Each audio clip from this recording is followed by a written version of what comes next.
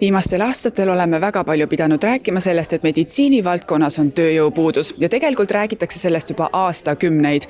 Järgnevatel aastatel on pooled perearstidest ja ligi veerand õdedest pensionieas või sinna ikka siis saamas ja nüüd on küsimus selles, et mis siis saab meie tervishoiusüsteemist, kust me võtame juurde töötajaid? Ma ise mäletan seda, kui mina veel õppisin arstiks, siis arstid kogu aeg rääkisid, et vastu võetakse liiga vähe üliõpilasi ja varsti on arstide puudus.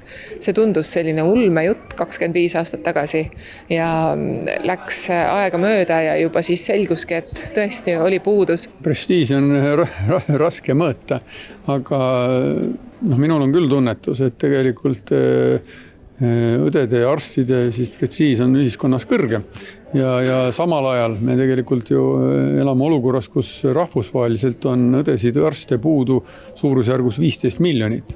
Nii et me peame suutma enda tööd korraldada selliselt, et õdedele ja arstidele meeldiks Eestis töötada. Riiklikud prognoosid näitavad, et kuni 2033. aastani vajab Eesti umbes 7700 uut tervishoiutöötajat.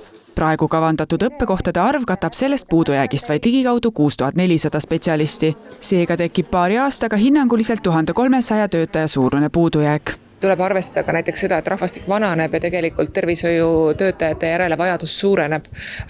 Inimeste ootused tõusevad, et see on selline natuke nõiaring, ei ole lihtne, aga ma arvan, et tänane leppe andis väga hea tõuke või aluse sellisele strateegilisele planeerimisele ka tervishoiutöötajate väljaõppes.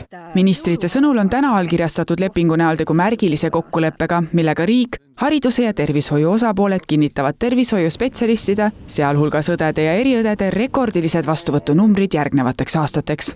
Uus lepe näeb ette, et õdede vastuvõttu suurendatakse vähemalt 720 üliõpilaseni aastas. Haridusministeerium rahastab seda konsensuslepet, et rahastamiskohustus on meil, kuna me oleme koolide pidajad.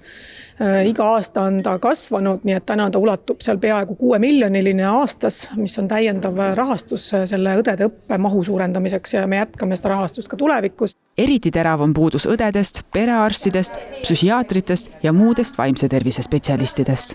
Võib-olla suurim erinevus praegu selle 3. konsensusleppega on, et meile on lubatud ka finantsiliselt paremat nii-öelda toetust kui esimeses leppes, et seal me tegime üsna oma ressursside arvelt, alustasime ja olime tihedalt läbirääkimistes, siis täna hetkel on meil teadmine ja kindlus, et me saamegi kasvatada siis ka oma inimeste hulka, et ei oleks nii, et lihtsalt meie inimesed peavad tegema veel rohkem ja veel rohkem. Mille üle mul on hästi hea meel on ka selle üle, et tegevusterapeutide vastuvõttu tõstetakse Eesti ühiskonnast. Me võib-olla ei ole väga harjunud sellega, et tegevusterapeut on see spetsialist, kellest oleneb, kuidas inimesed oma igapäevase eluga toime tulevad.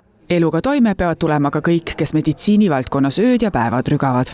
Paraku on tõesti see, et mingite aastate järel on see siis, need uuringud ka toetavad, on see siis organisatsioonikultuur, töökultuur, see, millist rolli pakutakse, millist koostööd tehakse, kuidas suhtutakse minusse kui kolleegi, viib neid paraku töömaailmast ära ja teine oluline põhjus on väga suur töökoormus. Ega tervishoiutöötaja puhul ei saa eeldada, et see töö peaks niisugune hea olema.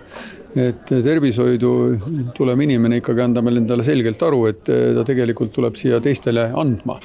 Ehk siis tegelikult neid inimesi, kes abi vajavad, abistama ja see võib olla väga sageli nii füüsiliselt, moraalselt kui ka vaimselt kurnav töö. Jah, paraku tõesti nii on, et me näeme just, et alla 40-aastased õed lahkuvad töölt ja väga sageli on just sellised pinged töökeskkonnas ja paraku ikkagi meil on sellist, võime öelda, töökiusu, muidugi on ka läbipõlemist, aga ma arvan, et see on see ehtne näide sellest, et kuidas me tervishoiutöötajatena panustame teiste heaelusse tervisesse, võib-olla ka ise, võib-olla ka kollektiivina enda probleemidele tähelepanu pöörama vähem. Uus leping annab lootust, et kui tugev koostöö ja suurem hulk üliõpilasi koolipaberid kätte saavad, siis leeveneb Eesti tervishoiusüsteemis tööjõu puudujääk veidikenegi.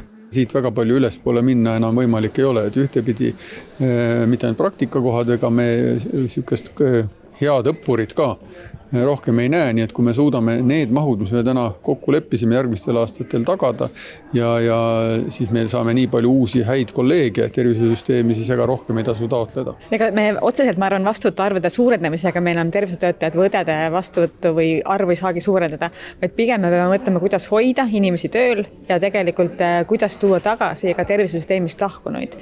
Et see on, ma arvan, see protsess, millele peab ka rohkem tähelepanu hakkama pöörama.